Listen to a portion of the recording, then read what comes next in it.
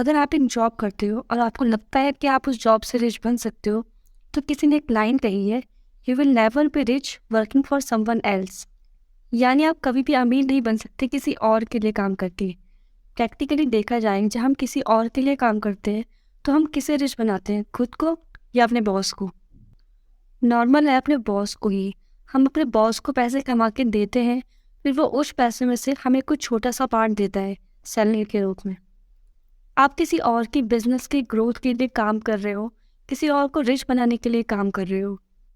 तो क्या होगा कि अगर आप किसी और के बिजनेस में काम ना करके अपने खुद के बिजनेस में काम करें, किसी और को रिच ना बना के खुद रिच बने।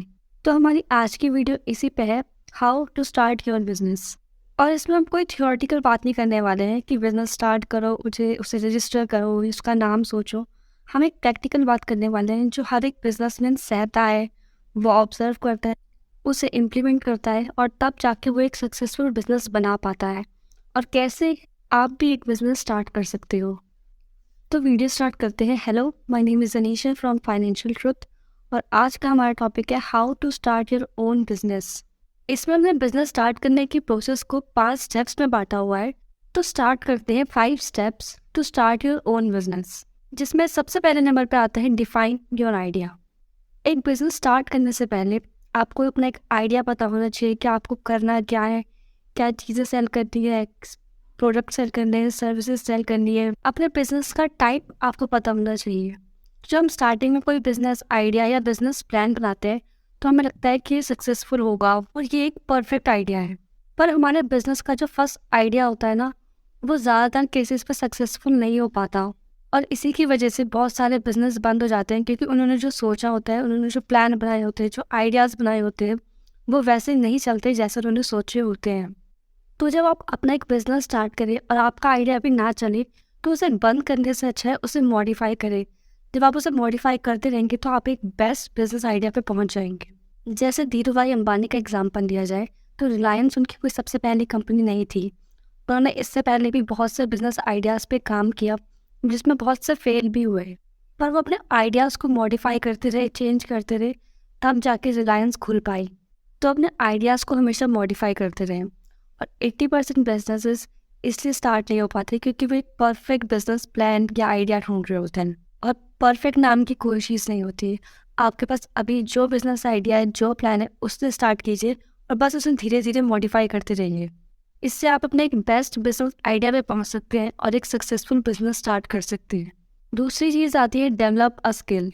तो जब बिजनेस स्टार्ट करने की बात आती है तो बहुत से लोग ये गलती करते हैं कि वो बिजनेस स्टार्ट करने का मतलब समझते हैं कि हमें सब काम करना स्टार्ट कर देना है और बिजनेस ग्रो हो जाएगा। बट ऐसा कुछ नहीं होता। हमें सबसे पहले स्किल्स को सीखना पड़ता है।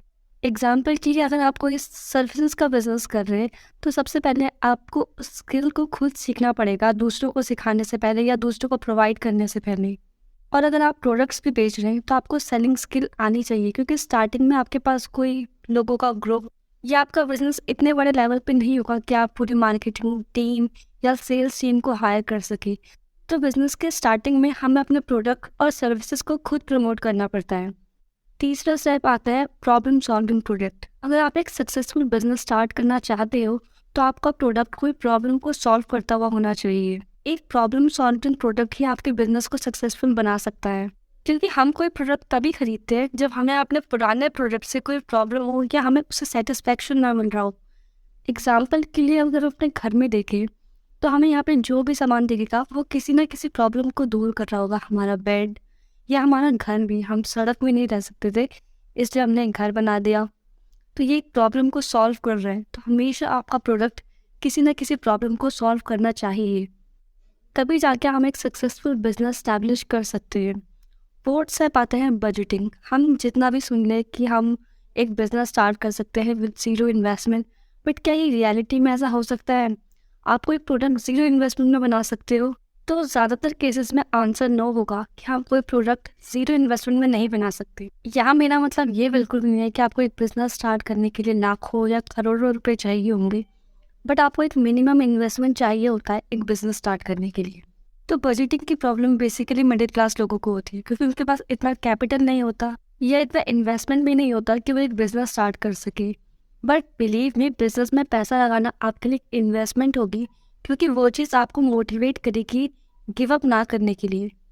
इवन एक एग्जांपल लिया जाए तो जैसे यूट्यूब में वीडियोस होती है, हम उन्हें इतनी इंपॉर्टेंस नहीं देते क्योंकि वो हमें फ्री ऑफ कॉस्ट मिल रही होती है।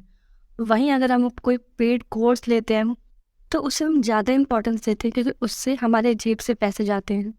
तो अगर आप भी अपना एक न्यू बिज़नेस स्टार्ट कर रहे हैं, तो स्टार्टिंग में अपना बिज़नेस या फिर अपनी खुद की कैपिटल या अपनी फैमिली या अपने फ्रेंड्स से हेल्प लेके स्टार्ट करें, ना कोई डायरेक्ट लोन की तरफ जाएं।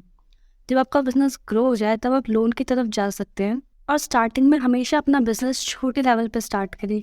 इवन अगर रियल स्टेट्स का एग्जांपल लिया जाए तो आपको कॉम्प्लेक्स फ्लैट्स बनाने हैं, तो उसे इस डायरेक्ट बड़े लेवल में बनाने से अच्छा छोटे छोटे उसकी स्टार्टिंग कीजिए, आप रूम्स बनाइए।